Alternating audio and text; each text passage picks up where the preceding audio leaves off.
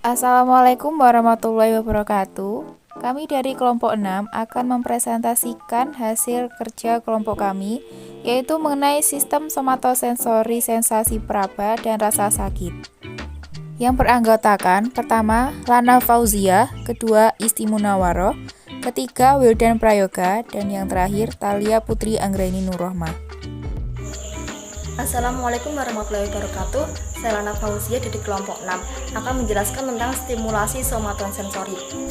Sistem somatosensori adalah sistem sensorik yang beragam yang terdiri dari reseptor dan pusat pengolahan untuk menghasilkan modalitas sensorik seperti sentuhan, temperatur, proprioception atau posisi tubuh, dan nociception atau nyeri.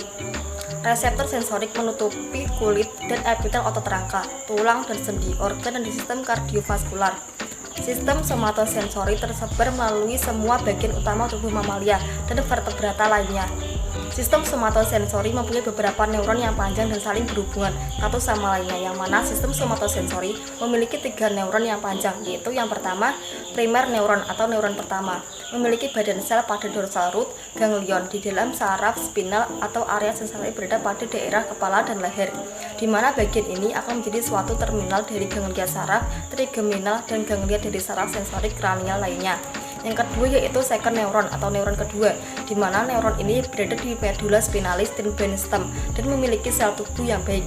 Akson neuron ini naik ke sisi berlawan di medula spinalis dan brainstem, dan yang lainnya pada sistem retikuler dan cerebellum. Yang ketiga itu third neuron atau neuron ketiga. Dalam hal sentuhan dan rasakan nyeri, neuron ketiga memiliki tubuh sel dalam VPN dari talamus dan berakhir di gyrus postcentralis dari lobus parietal. Sistem somatosensori terdiri dari 3 sistem yang terpisah yang saling berinteraksi dengan media yang berbeda. 3 sistem tersebut adalah sebagai berikut. 1. Sistem eksteroreseptif dengan indera kulit sebagai medianya dalam menerima stimuli dari lingkungan eksternal. 2. Sistem proprioseptif memonitor informasi tentang posisi tubuh yang datang dari reseptor di otot, sendi, dan organ keseimbangan. 3. Sistem interoreseptif, stimulusnya berupa informasi umum tentang kondisi dalam tubuh seperti temperatur dan tekanan darah. Cara kerja somatosensori atau proses peraban dimulai dari masuknya stimulus mengenai kulit, kemudian diterima oleh reseptor-reseptor dan berproses menjadi sinyal-sinyal neuron melalui serabut-serabut saraf yang akan membawa informasi dari reseptor-reseptor kulit dan reseptor somatosensori lainnya berkumpul di saraf dan akan diteruskan ke sumsum tulang belakang melalui dorsal root atau akar dorsal.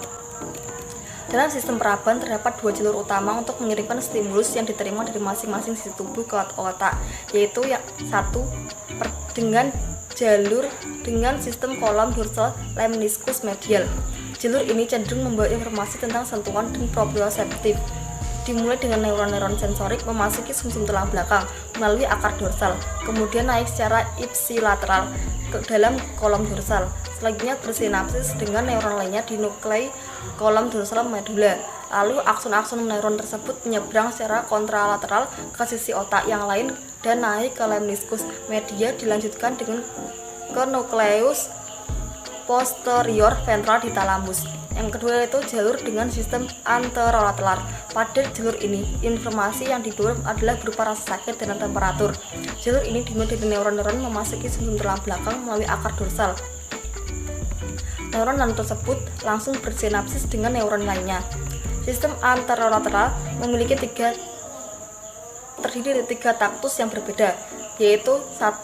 Saluran spinotalamik berproyeksi ke nukleus posterior ventral talamus seperti pada kolom dorsal lemniscus medial. Yang kedua itu saluran spinoretikuler berproyeksi ke formasi retikuler. Yang ketiga itu saluran spinotektal, yaitu berproyeksi ke tektum coli-coli. Dan ini yaitu kerusakan-kerusakan yang terjadi pada sistem somatosensori, yaitu sebagai berikut. Yang pertama, kerusakan pada korteks somatosensori primer, yaitu hilangnya kemampuan untuk mendeteksi sentuhan yang ringan.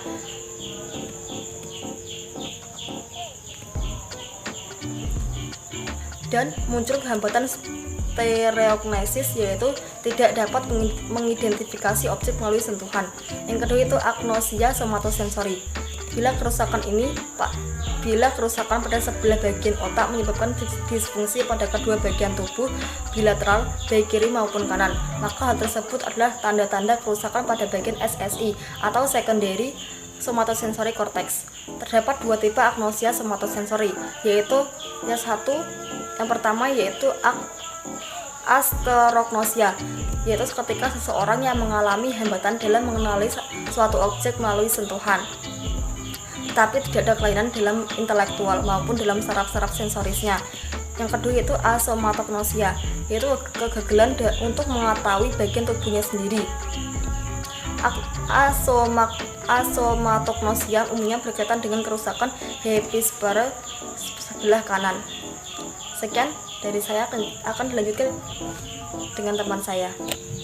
Assalamualaikum warahmatullahi wabarakatuh. Perkenalkan, nama saya Isti Munawara. Saya dari kelompok 6 ingin melanjutkan presentasi dari teman saya. Di sini saya mau membahas tentang anatomi kulit. Kulit merupakan organ terbesar dalam tubuh kita. Kulit juga berfungsi sebagai pelindung organ dalam kita. Kulit itu memiliki 3 lapisan. Yang pertama itu lapisan epidermis. Epidermis merupakan lapisan terluar dari kulit yang tersusun dari epitel berlapis gepeng keratinosit dengan lapisan tanduk korneum. Epidermis hanya berupa epitel dan tidak memiliki pembuluh darah maupun limfa. Oleh karena itu, semua nutrien dan oksigen diperoleh dari lapisan dermis. Sel-sel dalam dermis dapat diperbarui dalam lapis basal yang secara perlahan bergeser ke permukaan kulit. Selama sel-sel ini berdiferensiasi, membesar dan mengumpulkan keratin dalam sitoplasma. Sitoplasma mendekati sel-sel yang mati dan melepaskan diri membutuhkan waktu antara 20 sampai dengan 30 hari. Pergantian struktur ini biasa disebut dengan sitomorfosis. Dalam epidermis memiliki 3 lapisan, yaitu lapisan yang pertama struktum corneum atau lapis tanduk yang terdiri dari sel gepeng yang mati, pipih dan tidak berinti, serta protoplasmanya digantikan oleh keratin atau zat tanduk yang terhidrasi dan mengelupas. Yang kedua, stratum lucidum atau lapis bening yang terletak di bawah lapisan korneum, terdiri dari lapisan sel gepeng tanpa inti, protoplasmanya yang berubah menjadi protein yang disebut dengan elidin. Lapisan ini lebih banyak terdapat pada kulit tangan dan kaki. Stratum granulosum atau lapis berbutir yang terdiri dari 3 sampai dengan 4 lapis. Sel gepeng dengan sitoplasma berbutir kasar yang terdapat dalam inti, diantaranya butir kasar terdiri dari keratohyalin. Dan yang keempat itu stratum spinosum atau biasa yang disebut dengan lapis taju, yang terdiri dari lapis berbentuk poligonal dengan inti lonjong. Protoplasmanya berwarna jernih karena mengandung glikogen. Selnya akan semakin gepeng jika semakin dekat dengan permukaan. Di antara stratum spinosum terdapat jembatan antar sel intraselular bigdas yang terdiri dari protoplasma dan tonofibril atau keratin. Berlekatan dengan penebalan ini membantu penebalan bulat kecil yang disebut dengan nodus bisosero. Di antara sel sinopsum juga terdapat pada sel legantaris. Dan yang terakhir, stratum basal atau lapis basal atau benih. Lapis ini terletak paling dalam dan terdiri dari satu lapis sel yang tersusun berderet-deret di atas membran basal yang melekat pada dermis di bawahnya. Stratum basal terdiri dari sel kubus, kolumner, protoplasma, basofilik yang terdiri lonjong besar dihubungkan oleh jembatan antar sel yang tersusun vertikal pada pembatasan dermoepidermal berbasis seperti pagar palisade. Sel basal bermitosis dengan berfungsi reproduktif. Sel pembentuk melanin atau melanosit atau clear sel yang berwarna merah muda, sitoplasma basofilik dan inti gelap mengandung pigmen melanosomes. Kita lanjut. lapisan dermis. Dermis merupakan lapisan kedua dari kulit setelah epidermis. Dermis terdiri dari lapisan elastik dan fibrosa dengan elemen seluler dengan folikel rambut. Berikut merupakan lapisan-lapisan dari dermis. Yang pertama itu lapisan pars palipare, merupakan bagian yang menonjol ke epidermis berisi ujung serabut saraf dan pembuluh darah. Lapisan ini tersusun longgar yang ditandai adanya papila dermis yang jumlahnya bervariasi. Sebagian besar papila mengandung pembuluh darah kapiler yang memberi nutrisi pada epitel di atasnya. Papila lainnya juga mengandung badan akhir saraf sensoris yaitu badan Meissner. Yang kedua, pars retikular, lapisan yang tebal dan dalam lebih menonjol ke subskutan yang terdiri dari serabut menunjang seperti kolagen, elastatin, retikulin, dasar matriks. Lapisan ini terdiri dari cairan kental, asam hyaluronat, dan hidroditin sulfat yang terdapat di fibroblast. Serabut kolagen berbentuk oleh fibroblas selanjutnya membentuk ikatan atau bundel yang mengandung hidroxspirolin dan hidroxylin, dan kolagen muda bersifat elastis. Begitupun dengan seiring waktu kolagen berusia tua menjadi kurang larut dan semakin stabil. Retikulin mirip dengan kolagen muda. Serabut elastin biasanya bergelombang, berbentuk amorf dan mudah mengembang serta lebih elastis. Dan yang ketiga itu adalah lapisan hipodermis, merupakan lapisan kulit paling dalam dari kulit dan terdiri dari jaringan ikat longgar berisi sel lemak yang bulat dan besar dengan inti mendesak ke pinggir. Sitoplasma lemak juga yang bertambah. Sel ini berkelompok dan dipisahkan oleh trubekuta lapisan sel. Lemak tersebut dengan panniculus adiposa berfungsi sebagai cadangan makanan. Di lapisan ini terdapat saraf tepi, pembuluh darah, dan getah bening. Lapisan-lapisan yang ada di hipodermis. Yang pertama, lapisan lemak berfungsi juga sebagai bantalan. Ketebalannya berbeda pada beberapa kulit. Di kelopak mata dan penis lebih tipis dan di perut lebih tebal sampai dengan 3 cm. Dan yang kedua adalah jaringan ikat. Sebagai jaringan ikat bawah kulit, hipodermis berfungsi sebagai bantalan atau penyangga benturan bagi organ-organ tubuh bagian dalam, membentuk kontur tubuh dan bertanggung jawab sebagai cadangan makanan. Yang ketiga itu fibroblast hipodermis, juga menjadi rumah bagi fibroblast yang bertanggung jawab memproduksi kolagen. Yang ketiga itu pembuluh darah dan limfa, merupakan syaraf yang sejajar dengan permukaan kulit. Demikian presentasi dari saya, akan dilanjutkan oleh teman saya. Baik, saya akan melanjutkan presentasi dari teman saya mengenai mekanisme sistem somatosensori. Mekanisme dalam proses perabaan dimulai dari masuknya stimulus mengenai kulit, kemudian akan diterima oleh reseptor-reseptor dan berproses menjadi sinyal-sinyal neuron melalui serabut-serabut saraf yang akan membawa informasi dari reseptor-reseptor kulit dan reseptor somatosensori lainnya berkumpul di saraf dan akan diteruskan ke sumsum tulang belakang melalui dorsal rods atau akar dorsal. Daerah tubuh yang dirangsang oleh akar dorsal kiri dan kanan di segmen sumsum tulang belakang tertentu disebut dermatoma atau dermatom. Selanjutnya, terdapat dua jalur utama. Yang pertama, jalur dengan sistem kolom dorsal lemniscus medial, dan yang kedua yaitu jalur dengan sistem anterolateral. Yang pertama, jalur dengan sistem kolom dorsal lemniscus medial. Jalur dengan sistem ini cenderung membawa informasi tentang sentuhan dan proprioseptif. Jalur dalam sistem ini dimulai dari neuron-neuron sensori memasuki sumsum tulang belakang melalui akar dorsal, kemudian naik secara ipsilateral ke dalam kolom dorsal. Selanjutnya, bersinopsis dengan neuron lainnya di nuklei kolom dorsal medula. Lalu, akson-akson neuron tersebut menyeberang secara kontralateral ke sisi otak yang lain dan naik ke lemniscus medial, dilanjutkan ke nukleus posterior ventral di talamus. Nukleus posterior ventral juga menerima input dari 3 cabang saraf trigeminal yang membawa informasi somatosensori dari daerah-daerah kontralateral wajah. Sebagian besar neuron dari nukleus posterior ventral akan dikirim ke korteks somatosensori primer, dan sebagian lainnya dikirim ke korteks somatosensori sekunder atau korteks parietal posterior. Neuron-neuron kolong dorsal yang berasal dari jari kaki adalah neuron terpanjang dalam tubuh manusia. Ketika cabang saraf trigeminal membawa informasi rasa sakit dan temperatur dari wajah ke tempat nuklei talamik yang sama, yang kemudian akan dikirim ke korteks somatosensori primer dan korteks somatosensori sekunder dan bagian otak lainnya. Yang kedua, jalur dengan sistem anterolateral. Jalur dengan sistem ini adalah jalur yang cenderung membawa informasi tentang rasa sakit dan temperatur. Jalur dalam sistem ini dimulai dari neuron-neuron memasuki sumsum tulang belakang melalui akar dorsal. Neuron-neuron tersebut langsung bersinopsis dengan neuron lainnya. Sebagian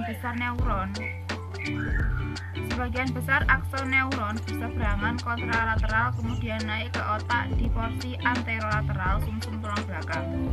Sebagian lainnya tidak berseberangan tetapi naik secara lurus atau ipsilateral. Sistem anterolateral terdiri dari 3 trakus yang berbeda, yaitu 1. Saluran spinotalamik atau berproyeksi ke nukleus posterior ventral talamus seperti pada kolom dorsal lemnicus medial. Yang kedua, saluran spinoretikuler atau berproyeksi ke formasi retikuler. Dan yang ketiga, saluran spinotektal atau berproyeksi ke tectum colliculi. Bila seseorang mengalami cedera tulang punggung, seseorang tersebut akan tidak merasakan sensasi tubuh pada tulang yang cedera tersebut. Hal ini bergantung pada bagian yang cedera terjadi, pada jalur somatosensori yang mana dan di tingkat atau daerah yang mana. Bila cederanya terjadi pada jalur somatosensori di tingkat yang paling bawah, maka dampaknya akan lebih ringan dibandingkan dengan terjadi pada tingkat atau daerah yang lebih tinggi. Contohnya, pasien yang mengalami cedera dalam nuklei posterior ventral mengakibatkan pasien kehilangan sensitivitas sentuhan, perubahan suhu, dan terhadap nyeri tajam, namun tidak menyebabkan efek kronis yang lebih dalam.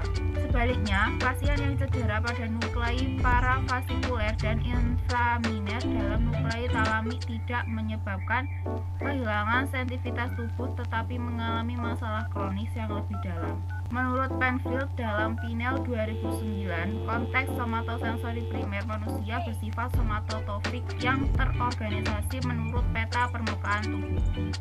Peta somatotropik disebut juga somatosensori homunculus, atau homunculus berarti manusia kecil. Sebagian besar korteks somatosensori primer menerima input dari bagian tubuh yang mampu membedakan taktil paling halus seperti tangan, bibir, dan lidah. Korteks somatosensori sekunder juga bersifat somatotropik yang letaknya di posisi ventral dari korteks somatosensori primer di gyrus posentral dan ada juga yang memanjang di visura lateral. Korteks somatosensori sekunder menerima sebagian besar inputnya dari korteks somatosensori sekunder. Hanya saja, korteks somatosensori primer menerima informasi secara kontralateral, sedangkan korteks somatosensori sekunder menerima input dari kedua sisi tubuh. Kedua korteks tersebut outputnya dikirim ke korteks asosiasi lobus parietal posterior. Wilayah paling peka dan sensitif di tubuh kita adalah pada daerah jari, tangan, wajah, bibir, leher, dan lidah, sedangkan yang tidak peka adalah bagian tengah punggung. Bila bagian punggung terasa gatal, seringkali kita akan kesulitan menemukan sumber gatal karena jumlah sensor raba pada bagian punggung memang sedikit dan terpencar-pencar sehingga harus mencari sumber sensor tersebut dengan menggaruk berulang kali. Sekian, terima kasih. Baik, di sini saya akan melanjutkan materi dari teman saya. Saya akan menjelaskan tentang kerusakan pada sistem somatosensori dan juga rasa sakit. Kerusakan pada sistem somatosensori. Kerusakan-kerusakan yang terjadi pada sistem somatosensori adalah sebagai berikut.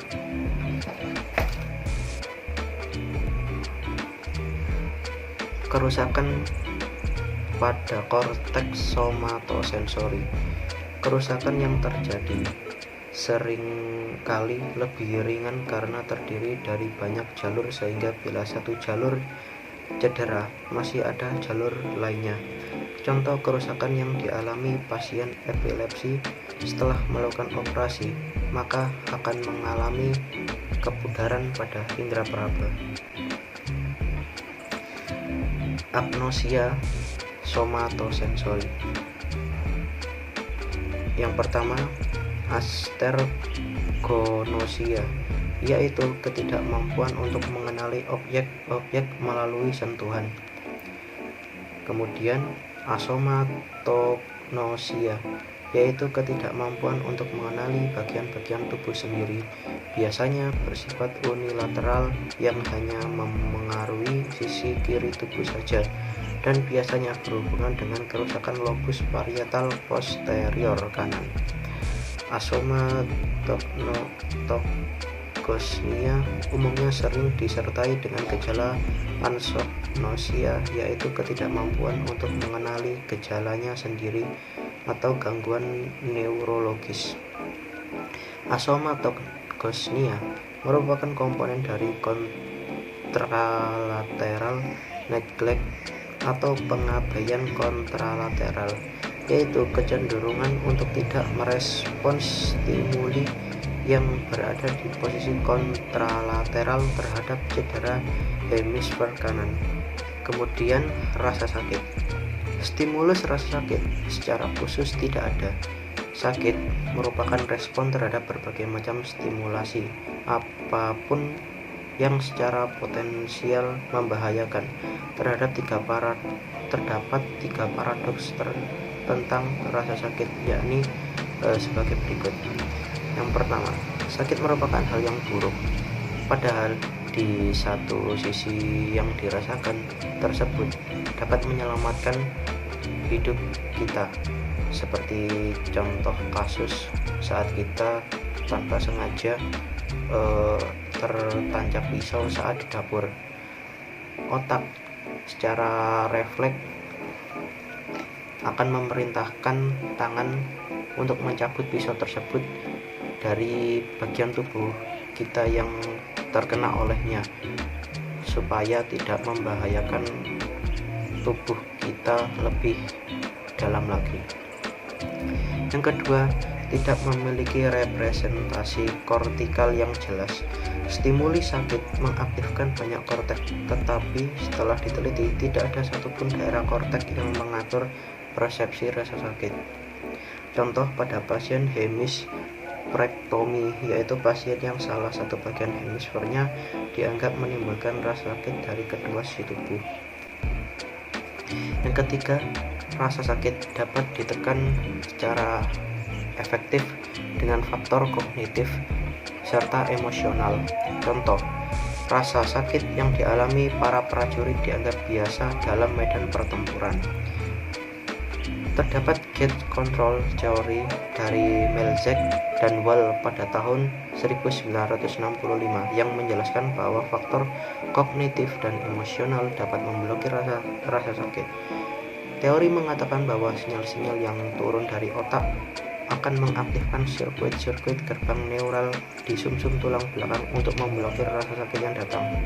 Terdapat jenis rasa sakit yang disebut rasa sakit neurolopalatis, yaitu rasa sakit kronis berat tanpa stimulus, rasa sakit yang jelas seperti kasus kecelakaan yang sudah sembuh namun masih merasakan sakit yang tak dapat dilihat manusia. Bahkan stimulus seperti angin dapat membuatnya merasakan sakit. Mungkin ini yang disebut sebagian besar orang sebagai sakit dalam. Prefrontal lobotomy adalah bagian otak yang mampu mengontrol sebab-sebab emosional yang ditimbulkan oleh rasa sakit, tetapi nilai rasa sakit itu berbeda-beda antara orang yang satu dengan yang lain, karena ambang rasa sakit setiap orang sangat bervariasi. Di sekitar cerebral aqueduct terhadap bagian berwarna abu-abu atau gray matter yang memiliki efek analgesik atau pengurang rasa sakit. tepatnya bagian parietal gray matter atau PAG. Stimulasi terhadap PAG terdapat mengurangi sensitivitas terhadap rasa sakit tanpa mengurangi sensitivitas sensasi somatis yang lain. Dalam PAG juga terdapat neuron-neuron yang peka terhadap substansi yang menurunkan aktivitas atau menenangkan, yaitu neuron-neuron serotogenetik di bagian batang medula yang disebut nuclei. Sekian dari saya. Baik, itu tadi presentasi dari kelompok 6. Apabila ada kurang lebihnya, mohon dimaafkan. Wassalamualaikum warahmatullahi wabarakatuh.